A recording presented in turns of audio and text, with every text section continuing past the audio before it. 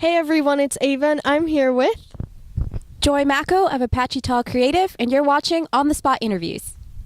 Well, it is so great to finally meet you. Thank you so much for having me. Really appreciate it. Now, you're doing publicity and marketing, which is something I'm interested in doing for a career. How did you get started? You know, I started when I was a kid, actually. I used to write a lot, and I had my first short story published when I was 8. And from that point, I've just been writing and covering articles. And like when I was in high school, I just started to really hone in on my skill and craft of writing. And then at university, I did media production, where I learned a lot. It was a really practical course. It was 70% practical, 30% theory. And so I was literally out with news crews, reporter on the beat, interviewing anybody and everybody, covering news stories, just breaking news or stuff at the courthouse. And in my own time, I just continued to write in a creative capacity. And so I just built a career in media from that point. I started off as a writer, editor, and just kept moving forward. Well, that is a great and interesting story. Wow. So you mentioned you did interviews. Did you do them on television or like write-ups? How did that work? I did a mixture of both. Used to be like more of a reporter on the beat, so just stopping people, getting their opinion of a story or a topic or a trend that was on the air, just literally like going to a mall and stopping people. So, and then the other side of it was writing articles, so doing research, might do a telephone interview, or you go and face to face with a little recorder back in those days, and yeah, it was good fun. I remember really crazy scenarios like being on a beach and it was really windy, trying to hold the camera up, and it was wild. It was good fun, but did a variety of all of that and just loved it. Just loved it. Is there anyone in particular you interviewed that really stood out to you? I'm trying to think. I didn't interview him, but I remember being at an event with Elton John. He was sitting close to me like that, and I was so starstruck that I didn't really say anything to him. I was like, "Oh, Sir Elton John." But I've interviewed comedians, and they're funny. They're good fun to interview. I guess people in the entertainment industry are probably my favorite because they just have so much colorful personalities and so many interesting stories.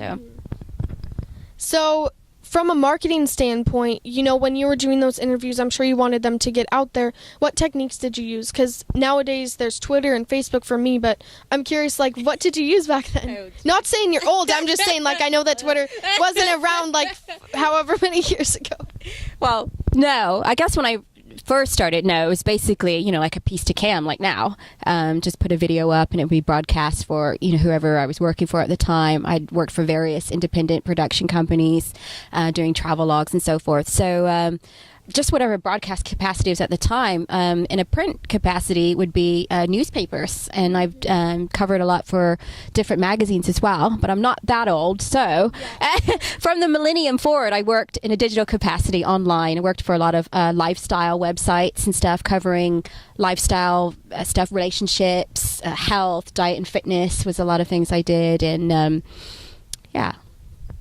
That is so cool. I'm so glad that we met. Me too. I've really enjoyed it, and I think you're doing a good thing. I think you've done a great work with your on-the-spot interviews, and you guys should check her out. Thank you, and yes, check you out too. What are your social media links as long as we're on that topic? Certainly. So I'm at Apache Tall on Twitter, and then you can also find me on Google Plus at Apache Tall. Okay. So being in the marketing industry for a while now, has there been any particular situation that stood out to you that inspired you? Yes. I mean, through my career in media, I've had some great mentors that have really helped nurture my career and show me things to do. There was a lady that stands out in particular when I was working at AOL, and this was early on in my career in the digital space, and she really taught me how to manage my time effectively, and she also helped me hone in on my writing skills just to make it really crisp and make it make sense, and have that beginning, middle, and end in a really short and sweet, succinct capacity. She also taught me how to network with people and taught me the importance of that in the industry. Everywhere I've lived in London, New York, here in California, Texas, and here and there in between. And the community is really small in the media industry, really. It's only kind of a few main players. That's right. And so no matter where I am, you kind of see the same names and so forth. So she taught me how to build relationships. And yeah, that's she gave me really great advice. Mm-hmm. Well, what the audience doesn't know is that before being on camera, you gave me some great advice that I think would be important for pretty much anyone who's building their own company. Can you share that? My one key advice is to take ownership, really own your work. I think a lot of times, the mindset is we live in such a microwave society, quick. But actually, you need to really take time out and build your work, build your network, build those relationships in the industry. But really pay attention to what you're doing. Really own what you're doing. If you're writing something, write it well. If you're filming something, film it well. But don't point the finger. If there's something wrong, well, take a look at yourself first, basically. Yeah. So that's my key advice: really own your work and just put your excellence in that. That's great advice. And is there any advice that you've gotten yourself that really stood out to you? I'm sorry, I'm like copying your questions from our interview, but they're good questions, so that's a good thing. Piece of advice that I've been given is to get to know every single solitary role that's around your work. So it's not just about the writing, or say you're doing a camera work, like find out what the cameraman does. If you're interviewing someone, get a bit of background on them as a person as opposed to what they're doing. Yeah. People in general aren't, who they are isn't what they do. So really find out about them, but also just really look after your team.